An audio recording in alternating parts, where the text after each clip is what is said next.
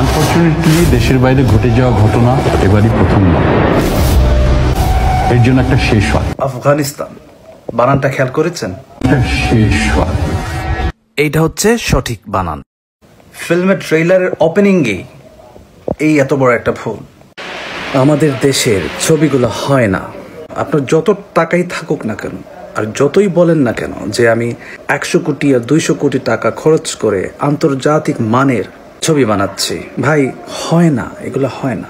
আপনি যত টাকা খরচ করেন না কেন আর যাই করেন না কেন, ওই যে বাঙালি বাঙালি একটা ভাব আছে, সেটা থেকেই যায় ফিল্মের মধ্যে। এই ফিল্মের একটা দৃশ্য দেখেন।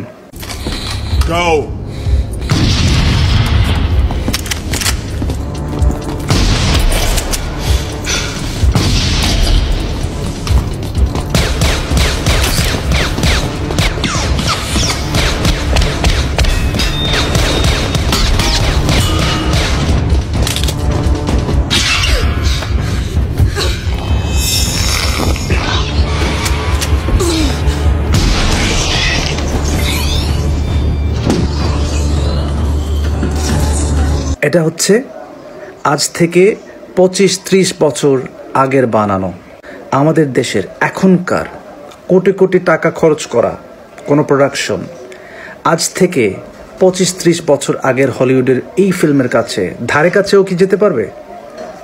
আমি এই কথাগুলো বলছি তার মানে এই না যে আমি চাই না যে আমাদের দেশে ভালো কোনো ফিল্ম তৈরি হোক। এটা আমার উদ্দেশ্য না, এটা বলছি না। আমি চাই আমাদের দেশে ভালো ফিল্ম হোক, আন্তর্জাতিক মানের ফিল্ম হোক, সেটা আমি চাই। কিন্তু ভাই আপনারা যে আন্তর্জাতিক মানের ফিল্ম বলে যে সমস্ত মানে এগুলো ঠিক আছে, আমাদের দেশের জন্য ঠিক আছে, কিন্তু এটা আন্তর্জাতিক মানের ফিল্ম বলে যে আপনি কানে নিয়ে যাবেন, পৃথিবীর অন্যান্য দেশে নিয়ে যাবেন। আপনাদের ফিল্মের মধ্যে আপনারা ইংরেজিতে কথা বলছেন, বাংলায় কথা বলছেন, বিভিন্ন ভাষায় কথা বলছেন, কিন্তু আপনাদের এই ইংরেজি বলাটা হচ্ছে না, তো এটা হচ্ছে না। তো আপনি এরকম ইংরেজি কথা বলবেন, এটা নিয়ে যাবেন কান ফেস্টিভ্যাল, এটা নিয়ে যাবেন ইংল্যান্ড আমেরিকাতে, তারপর বলবেন যে এটা আন্তর্জাতিক মানের ফিল্ম হয়েছে। ভাই এগুলো আমাদের দেশের জন্য এম্বারাসমেন্ট, লজ্জাজনক ব্যাপার এগুলো আমাদের দেশের জন্য। ঠিক আছে, আমাদের দেশের জন্য ঠিক আছে, কিন্তু প্লিজ বলবেন না যেগুলো আন্তর্জাতিক মানের ফিল্ম হয়েছে, সেখানেই আমার প্রবলেম। আপনি আমাদের দেশে চালান, এটা আমাদের দেশের জন্য অনেক কিছু, এগুলা ঠিক আছে চালান, কিন্তু ইন্টারন্যাশনাল লেভেলের ফিল্মের সাথে টক্কর দিতে পারবে সেই ধরনের কথা বললেন না, এগুলো ঠিক না। This is embarrassment. ভালো করে কথাই বলতে পারতেছেন না আপনারা, কি ইন্টারন্যাশনাল লেভেলের ফিল্ম বানাবেন? ইন্টারন্যাশনাল ভাষা যেটা ইংলিশ, সেটাই তো বলতে পারতেছেন না। শুধু টাকা খরচ করলেই যদি একটা ফিল্ম হয়ে যেত তাহলে তো আর কোনো কিছুর প্রয়োজন ছিল না। একটা ভালো ফিল্মের জন্য স্ক্রিপ্টের প্রয়োজন, ভালো অ্যাক্টিংয়ের দরকার, এগুলো অনেক কিছুরই দরকার হয় একটা ফিল্ম বানাতে গেলে। আপনারা যেরকম সহজ মনে করছেন ফিল্ম বানানো, সেরকম সহজ না। আজ থেকে 2-1 বছর আগে যখন আমাদের দেশে একটা ফিল্ম রিলিজ হয়েছিল, কি নাম ছিল, বিজলি না বিজলি, জানি না আসলে এটা সঠিক কি আমি বুঝি না। বাংলায় লেখে বিজলি, আবার ইংরেজিতে লেখে বিজলি। তো আসলে এটা কি বিজলি না বিজলি এখন আমি বুঝতে পারি নাই। যাই হোক, বিজলি ফিল্মের ট্রেলার রিলিজ হলো, একইভাবে সেটার প্রচার হলো, অনেক কিছু বলা হলো এটা সম্পর্কে যে এই আন্তর্জাতিক লেভেলের ফিল্ম হচ্ছে বা হয়েছে, এটা আমাদের দেশকে অনেক এগিয়ে নিয়ে যাবে, এখানে নিয়ে যাবে, সেইখানে নিয়ে যাবে। আই ওয়াজ সো প্রাউড যে একটা ফিল্ম অন্তত পক্ষে রিলিজ হচ্ছে যেটাকে দেখি আমরা প্রাউড ফিল করতে পারি ইন্টারন্যাশনাল লেভেলে। তো অনেক আশা নিয়ে, ভরসা নিয়ে ফিল্মটা দেখতে বসলাম। আমার ওয়াইফ কিন্তু বাংলা ফিল্ম দেখে না, একদম দেখে না, তাকে মানে বাংলা ফিল্ম দেখানো একদম সম্ভব হয় না। তো সামহাও অনেক কষ্ট করে তাকে আমি ম্যানেজ করেছি এটা একসাথে বসে দেখার জন্য। অনেক কষ্ট করে কনভিন্স করে তাকে আমি বসাইছি সিনেমাটা দেখানোর জন্য। তো 10 মিনিট দেখার পরই সে বলে আমার পক্ষে আর সম্ভব হচ্ছে না এটা দেখা। মনে হলো যে এটা না বাংলাদেশি, না হলিউডের, না বলিউডের, it's in the middle of nowhere.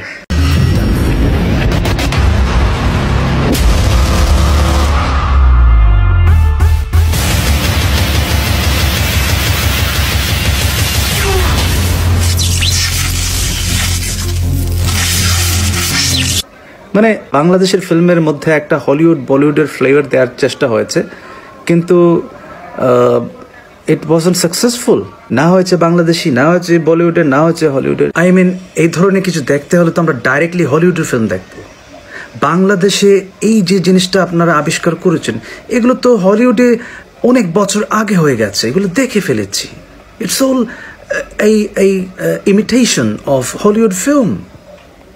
তো এগুলো তো আমরা দেখে ফেলেছি আজ থেকে 10-15 বছর আগে।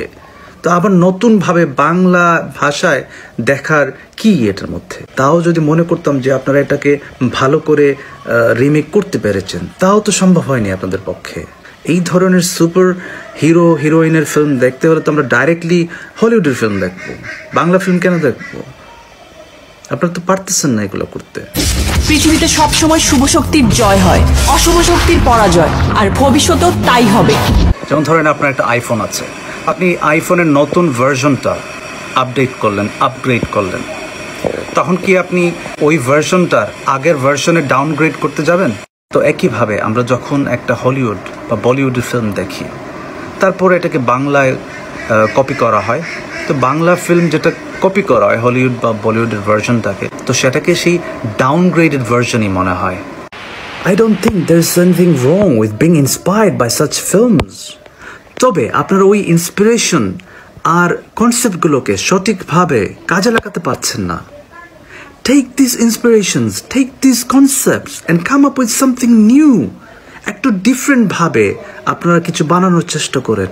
তো প্লিজ আপনারা যদি বলেন যে আপনারা ইন্টারন্যাশনাল লেভেল ফিল্ম করতে যাচ্ছেন, তাহলে এটা সম্পর্কে অনেক রিসার্চ করেন। শুধু টাকা ঢাললেই হবে না, ঠিক আছে, টাকার প্রয়োজন আছে। আপনারা যখন টাকা খরচ করবেন, তাহলে আপনারা কেন হলিউড থেকে, কোরিয়ান ফিল্ম ইন্ডাস্ট্রি থেকে, চায়না থেকে, ইন্ডিয়া থেকে কেন এক্সপার্টিসদেরকে হায়ার করছেন না?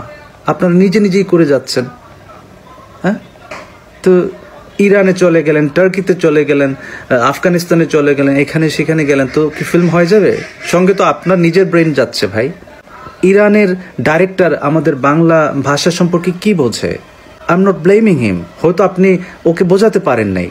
এই ফিল্মের গল্পটা তো ডাইরেক্টরকে বোঝাতে হবে যে এই গল্প হচ্ছে আমাদের ফিল্মের। আপনি তো ইংরেজি কথা বলতে পারেন না, এখন ওদের ভাষাও জানেন না, ওরা তো বাংলা বুঝবে না, তো আপনি কি দিয়ে ওদেরকে বোঝালেন? আমার তো সন্দেহ হচ্ছে যে আপনি ভালো করে বোঝাতেই পারেননি ডাইরেক্টরকে। তো গল্পটা কিভাবে ভালো হবে ভাই? গল্পটা যে আপনি ফুটিয়ে তুলবেন, এটার জন্য তো আপনি ডাইরেক্টরকে আপনার স্টোরিটা বোঝাতে হবে। আপনি জানেন না ইংলিশ, না জানেন ইরানের ভাষা, ওরা জানে না বাংলা, তো কে কাকে কিভাবে বোঝালো সেটাই তো আমি বুঝতে পারছি না। তারপর আরেকটা ফিল্ম দেখলাম, ঢাকা অ্যাটাক।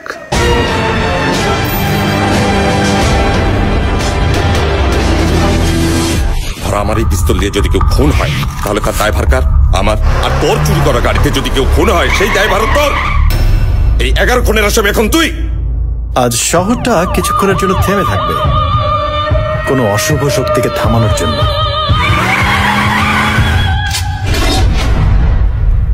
ওকে, দেখার আগে ভাবলাম যে এবার মনে হয় কিছু একটা দেখতে যাচ্ছি।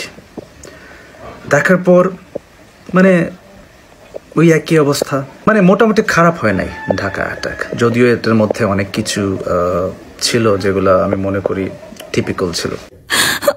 কথা দাও আমার জন্য তুমি সেফ থাকবে। তারপরও ইট ওয়াজন্ট দ্যাট ব্যাড। বিশেষ করে ফিল্মের ভিলেন সে খুব ভালো করেছে। Congrats for your huge success. এটা তো এখন তোমার সাম্রাজ্য। তারপরে একদিন আমি ইউটিউবে হিন্দি ফিল্মের সার্চ দিলাম, আমার হাতে ছিল কিছু সময়, ভাবলাম একটা ফিল্ম দেখি। তো সার্চ করতে করতে একটা ফিল্ম আসলো, ফিল্মের নাম এখন মানে এই মুহূর্তে মনে করতে পারছি না, কিন্তু সেটা দেখতে বসলাম। Then I was trying to remember যে এই মানে জিনিসগুলো আমি আগে কোন ফিল্মে বোধহয় দেখেছি আমি। তারপর হঠাৎ মনে পড়লো এটা ঢাকা অ্যাটাকের সব কিছু এটার মধ্যে। তো আমি প্রথমে মনে করলাম যে আমাদের ঢাকা অ্যাটাক এরা কপি করেছে। তারপর ইউটিউবে গিয়ে দেখলাম যে তখন থেকে 7 বছর আগে এটা আপলোড করা হয়েছে ইউটিউবে। তার মানে ঢাকা অ্যাটাকের 7 বছর আগে ওই ফিল্মটা রিলিজ হয়েছিল। তার মানে কি? তার মানে হচ্ছে ফিল্মটাকে ঢাকা অ্যাটাক নাম দিয়ে বাংলাদেশিরা কপি করেছে। আই ওয়াজ ভেরি আপসেট যে আমরা নিজের থেকে কিছু করতে পারি না, we always have to copy somebody. তবে একটা জিনিস আমার খুব ভালো লেগেছে, যেটা ওই হিন্দি ফিল্মের যে ভিলেনটা ছিল তার থেকে অনেক বেশি ভালো করেছে আমাদের দেশের ঢাকা অ্যাটাকের ভিলেন। যদিও কপি করেছে, কিন্তু ওই অরিজিনাল ভিলেন থেকে আমাদের দেশের ভিলেন অনেক ভালো করেছে। That was good.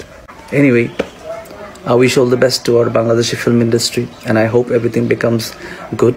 Let's hope that এমন একজন কেউ আসে যারা এই জিনিসগুলো বোঝে এবং নিজের টাকা এবং মেধাকে সঠিকভাবে কাজে লাগায়।